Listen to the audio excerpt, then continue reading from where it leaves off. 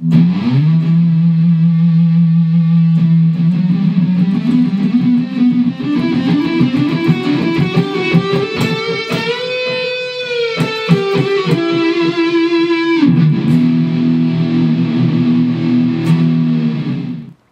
Falter here, just rocking the Casbah, coming at you live from my home office in Western Washington. I'm feeling especially grateful today to be alive and to be in the times that we are. But you're on my mind right now because I know there's a lot of people out there that aren't in these types of circumstances, the circumstances that I find myself in.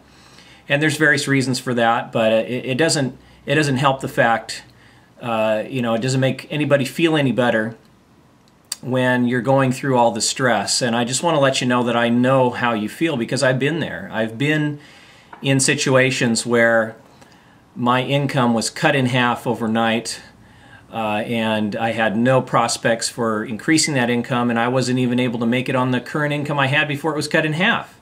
I've been in situations where I lost my job and I stood in that unemployment line, and that was really humbling and embarrassing for me. I've been in situations where my family has had to subscribe to different programs to get us by for women and infants and children, government programs to help out families like mine that just weren't making it. And I always felt like I was better than that I really needed to support my family. I just didn't know quite how to do it. And I remember I was working as a receptionist at a government job and barely making ends meet with both my wife and I working. My twins were in daycare, and we were missing their lives. We were missing their first steps and their first words. And I remember taking my wife home from work and picking up the kids, and the daycare provider would tell us all the great things they did that day, and she would just drive the rest of the way home crying, wondering how we were going to ever get home so she could raise her kids, so I could be the one income household provider that I knew I could be, but I just hadn't figured it out yet. And it was a really frustrating time. There's a lot of stress. There was a lot of sleepless nights. There's a pit in my stomach, just knowing that somehow I had to make this work. Somehow I needed to figure out how I was going to help my family get through this. So I've been there. I know what it feels like, and a lot of you are in the same situations now. But there's one thing that I had that I think a lot of people didn't have in these times, and that was hope. I always believed and I always hoped for a better tomorrow, a better future. And I somehow just knew that it would turn up. I knew that something would get better. And that's what drove me to continually look for solutions to my problems, solutions to my challenges. And I found that solution through the my career in network marketing. And you've probably looked on my websites and seen things that I produce, my books, my tapes, my training programs, all related to how I was able to go through over 200 different companies, eventually 400 different network marketing companies, and select one. And you've seen that I spent a lot of time scrutinizing companies' product lines and compensation plans and management teams. But there's something that comes before all that, and that is hope. You have to have hope that all of this effort that you're putting into trying to create a successful network marketing career is going to pan out. And I can assure you that each and every person who's watching this video, that absolutely 100% I believe in you, and I believe that you have the ability to make this industry work for you. But you have to take action. You have to do the things that we recommend that you do. So what I'd like to do is lay out for you some of the things that I learned from my mentors that took me out of my impoverished situation and put me into a situation where I had abundance and was able to not only receive but also give that abundance to other people and support other people. I became what Stephen R. Covey would call a lifter rather than a leaner. I'd been a leaner for too many years, and I decided that I was going to change that circumstance and become a lifter. And now that's what I consider myself to be.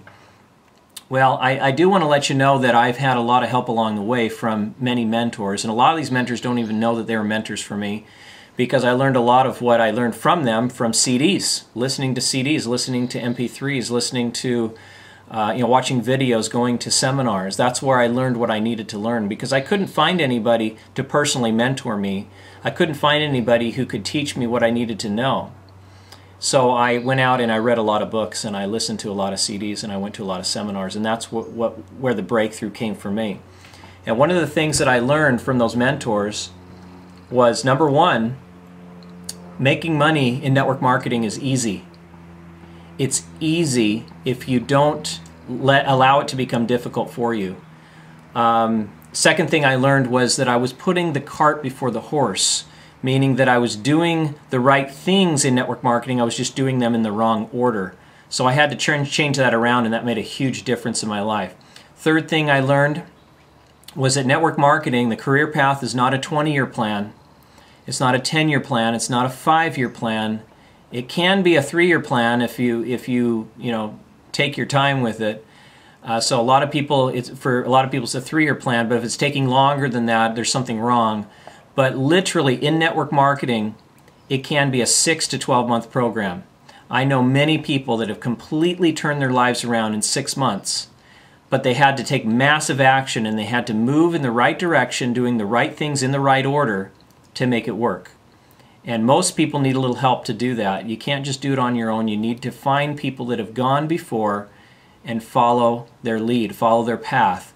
Like Tony Robbins says, find people who have done what you want to do and model them. Model that successful behavior, and you yourself will become successful.